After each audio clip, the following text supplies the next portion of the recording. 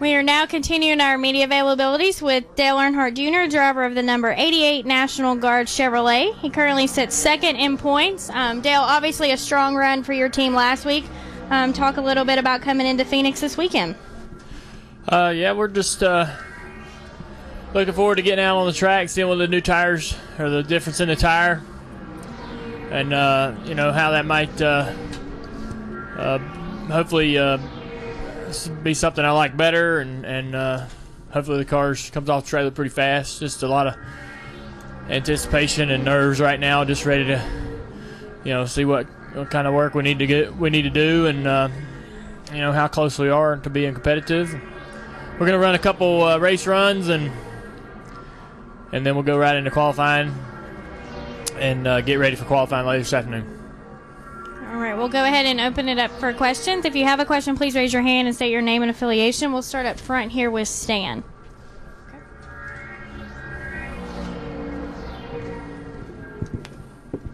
Stan Creekmore with RPM tonight down here, Dale.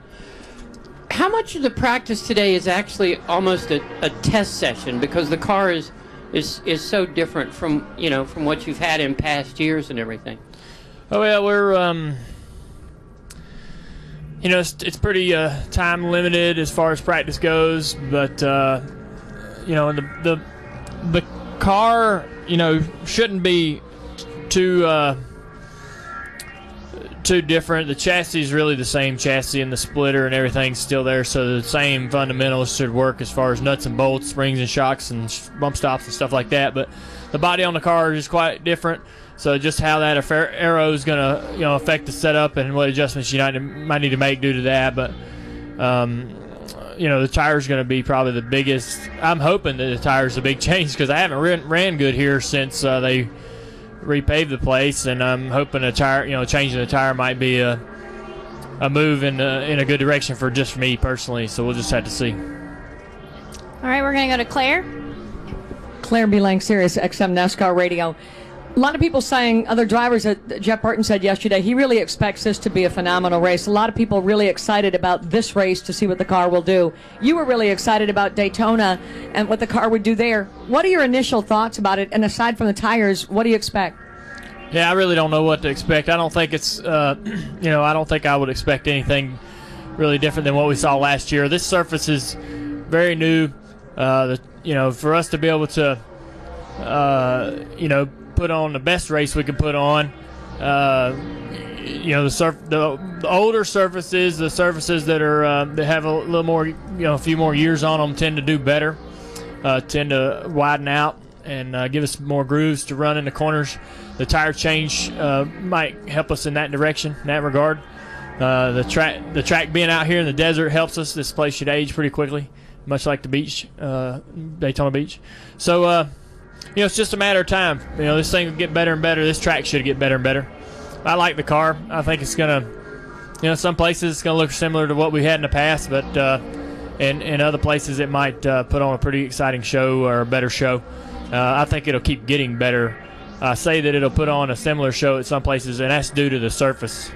Really, a lot of tracks been repaved, and they're just not widening out right off the bat. I mean, when you put down a new surface, it's pretty single file for a couple years, at least about 3 or 4 races before we start really moving up the racetrack and changing lanes and running different grooves. All right, we're going to go to Bob, Jeff Gluck, and then Kenny Bruce.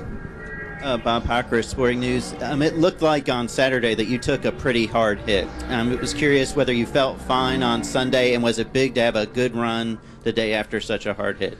Yeah, I didn't know how hard it was. I was, it's pretty good till we got into the fence. I knew I was going to hit the fence, because when I hit whoever, the 7 or whatever tore the right front off, I couldn't steer the car anymore. So I knew I was going to hit the wall, but I wanted to stay in the gas long enough to cross the finish line and get whatever position I could. But this guy, the 99, come from the infield up in front of us, and we both hit the wall a good bit. But I was I was concerned, just how my body was going to react to that, and I was glad to be able to. I felt pretty good after the wreck and that evening and the next day. felt awesome, and was able to get in the car, and everything came naturally, and was able to put together a good race. And I was real happy that I was able to kind of pass a personal test, I guess, because when you have concussions, sometimes they're easier to get the second, third, fourth time around, and so we survived that one, and we'll move on. Try not to get any more wrecks. Go ahead, Jeff Gluck right here in the purple.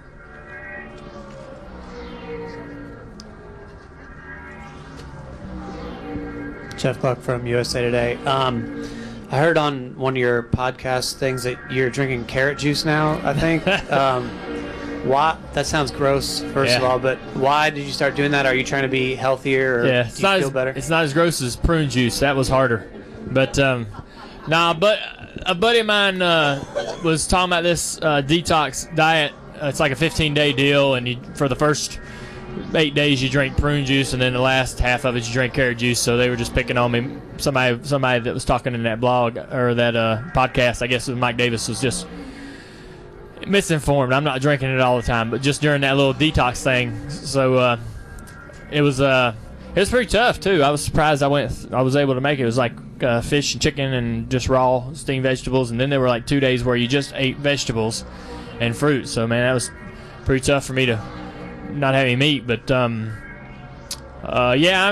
think the older you get, the more you need, the more you have to do to sort of maintain a healthy weight, and that's really what it's about for me, is just trying to maintain my weight, and so I don't have to keep getting my driver suits altered throughout the season. Last year we kept having, I was like, man, they're shrinking, something's wrong with the washer. But so this off season I lost a lot of weight, lost about 15-20 pounds, and just trying to do a better job of managing my calories and stuff like that. I was I never really worried about it before, eating all kinds of stuff like pizza and wings and stuff every day, but and not really watching portion control, stuff like that. And it was just getting out of control, so sort of reining all that back in a little bit. Not getting too crazy about it, though. I'm no health freak by no means. All right, Kenny Bruce. Go ahead, Kenny. Kenny Bruce with NASCAR.com. So that means no more Hillmans for you? Well, you got to mix it in there every once in a while. Yeah. It's part of the recipes. But, like I said, I'm not really a health freak or anything, but I'm counting calories. I'll just say that. Do you guys approach this race as like you would a mile and a half, or is it more of a short track look when you go to it? And also, we know, obviously, you guys prepared a lot for the Daytona 500. How much time and effort has gone into your cars for tracks such as Phoenix here? Well, we just can only test at certain tracks. We can't really test at tracks that are perfectly relative to Phoenix, but we can go to Nashville, which is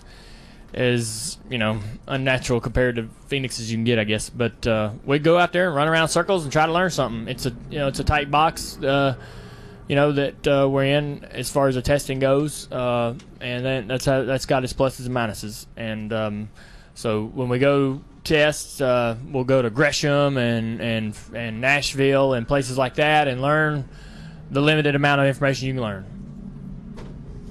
Go ahead, and then we're going to go to Marty Smith. Dale, Rick Bonnell with the Charlotte Observer. Jimmy was talking about how part of the reason he wanted to drive your car this weekend was, I guess to speak to what you were saying a second ago, this track is so distinctive that it kind of reminded him of doing that nationwide race in Watkins, where you're just trying to get some seat time. Yep. How much or little value can you get driving in one kind of car versus the other as far as getting yourself ready for Sunday? Yeah, when the track is so unique, such as Phoenix, I think it's very valuable. When it's when it's Daytona or Talladega, where the drafting is completely different between the two cars, and there's not really anything to learn about the tire or about a setup or anything like that. There's no real benefit other than just doing it for fun. But when you come to a technical racetrack that's still relatively the surface is new, the tire's new, everybody's still trying to find out a few secrets and gain some information on the competition, it's a great opportunity. All right, Marty. Do you have a microphone? Marty Smith. Did you have a question? Okay. I don't have a microphone. There you go. There we go. Marty Smith, ESPN. Finished second at Daytona 500. What's the takeaway for you? What do you take away from that? We got off to a good start, just like we did last year. I really think that if you find if you put yourself in a hole early, no matter how good a team you are, you're going to be one of those guys that are sitting there at Richmond the last couple of races before the chase, really digging and worried about your opportunities and position and worried about the guys you got to beat. And you'll be sitting in that, 10th to 14th place position, sweating it out. And it's a distraction that I'd rather not have to put the team through or have to go through myself. If we can put together a solid 10 races and get a good foundation of points together, we should be able to steadily maintain that throughout the rest of the regular season and go into the chase comfortable and not have to really sweat it out and start thinking, you can kind of mentally prepare yourself for the chase better, I believe, when you don't have to worry about those last few races. But, it's just mentally it's just easier. So emotionally it's easier. So that's what I took away from that. I mean, we certainly had a unique race, learned a lot about the drafting, how it's different, and hope to be able to take some of that stuff to Talladega and run well and do well. But really it was about, I told one of my guys on my team I'll think about what I should have done different for the next 11 months till we get to go back to Daytona and try it again. I should have went earlier to try to get to second sooner to be able to have that lap or two that I needed to make a run on Jimmy, but I was worried about getting freight trained and going to the back like we'd seen so many guys do throughout the race. So I was a little apprehensive, and that's why that move didn't come sooner. But it just you learn a lot, and you learn a few lessons there that I can take and try to utilize at Talladega. But other than that, it's just more about trying to get those points. They're so important. Go ahead. Jim Peltz to the LA Times. Over here, Dale.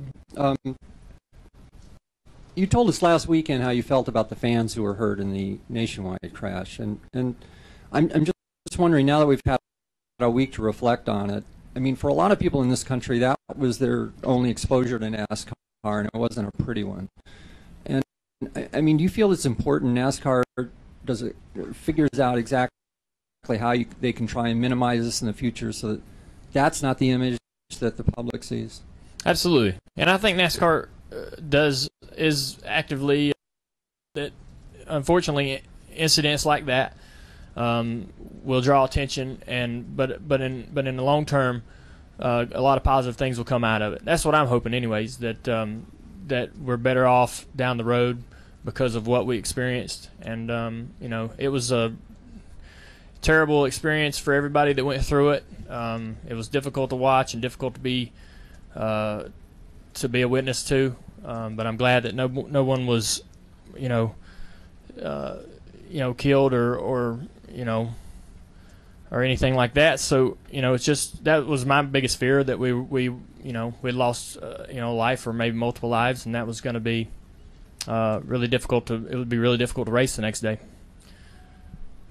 All right, Terry. Or I'm sorry. Go ahead. Dale, right here, Ricardo Barra from Excelsior from Mexico. Do you have any thoughts about the participation of NASCAR Mexico tonight here at Phoenix? Sir? Do you have any thoughts about the participation of NASCAR Mexico here in Phoenix? Well, I know that we've got more and more people from that country and from that region showing more interest in the sport. There's obviously a lot of involvement from NASCAR in Mexico, and it's growing, and with the series and everything. So there's just a lot of interest as far as the drivers coming up here and trying to compete. I think it's exciting, and just ready to, looking forward to seeing some of that, result in good runs on the racetrack. Some of them guys to come up here and run well and see what kind of talent they have to bring to the table and compete with. I think the opportunities NASCAR can provide them down in Mexico will give them, the avenue to be able to do that and to be able to get up here in some decent equipment and show what they can do. All right, we'll go Terry, and then we'll end with Reed. Go ahead. Terry Blunt, ESPN.com. Dale, a long time ago, once you were penalized for saying a bad word. What's your take on what happened with Jeremy Clemens this week, and do you feel NASCAR made the right decision? What's your take on all that? It's really unfortunate. It's just really unfortunate that he chose to make that decision at that time, to use that language. I don't like it. There's no room for that in my life, and I don't look. It's just unfortunate that had to happen to him. I hope he can get that sorted out, and it just looks bad on the sport. It's one person's mistake. Looks bad on a lot of people. Looks bad on the sport. It's just unfortunate. All right, if we can get Reed a microphone up front here. Reed Spencer with the NASCAR Wire Service. Dale, just curious. Over the past couple of years in a plate race, you've been able to talk to teammates. You've been able to hear another guy's spotter. Obviously, tandem drafting didn't have a big role in the race at all. But how did the race change with the communication restricted like that, and not being able to communicate with the teammate, hear another guy's spotter, that sort of thing? Well, that's kind of been the case for, I guess, a little while now. It seems like it was several years ago when we were able to do that, when it was probably only a few. But I really never liked that. I never liked to have that much access to all the other drivers. I didn't like having the switch panel on the dashboard with different guys I could go talk to, and I rarely used it. I didn't run well in those races either, but it just wasn't natural. It didn't feel natural. I didn't want to be in the middle of their conversation. I didn't want to have that access. It just did. I'm a bit old school in that regard, where it just didn't seem like something that we should be doing, and didn't seem like it was a comfortable practice for me. So I never was really fond of it, and was glad when it was taken away.